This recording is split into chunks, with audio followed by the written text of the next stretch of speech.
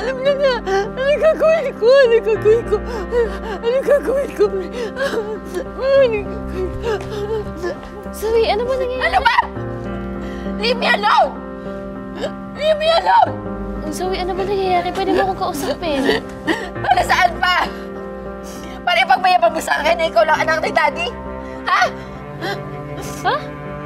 Ano sinasabi mo? Ako lang anak ni tatay. Huwag mo nga ako artihan! Alam ko namang masayang-masaya ka na dahil ikaw lang ang tunay na tanyag! At hindi ako! Zoe, hindi kita maintindihan. Anong ako lang yung tunay na tanyag? Ano ka ba? Pwede ba mag-usap muna tayo, Zoe? Tay, ano ba nangyayari? Ano sinasabi niya nga ako lang dito toong tanyag?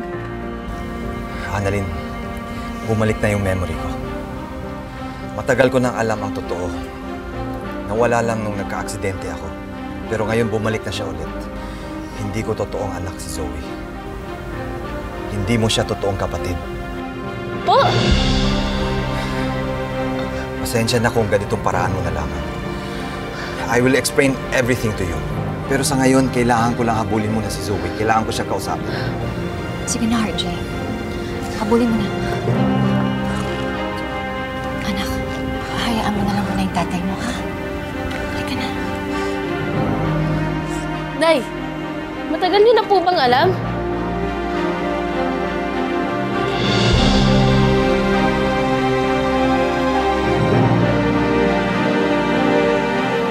Kailan niyo po nalaman, Nay? Isang araw lang.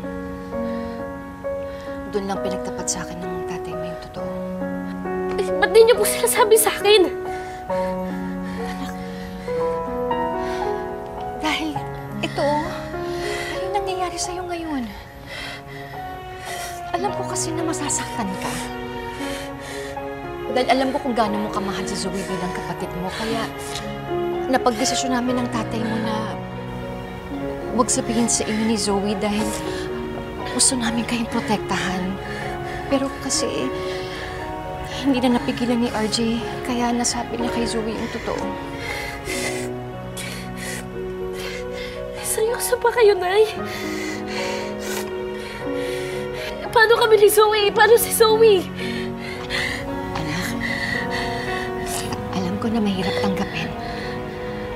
Alam ko na hindi madali, pero kailangan mo tanggapin yung katotohanan. Paano po si Zoe? Kung ako nga, nahihirapan akong tanggapin. Paano po si Zoe? Eh, buong buhay niya, kinikilala niyang daddy si tatay. Paano kami ni Zoe? Anak, alam ko. Pero anak, hindi mawawala si Zoe sa buhay niyo ng tatay mo. Hindi naman itatakbo ni RJ si Zoe. Dahil para kay RJ, anak pa rin na si Zoe at mahal na kayong dalawa.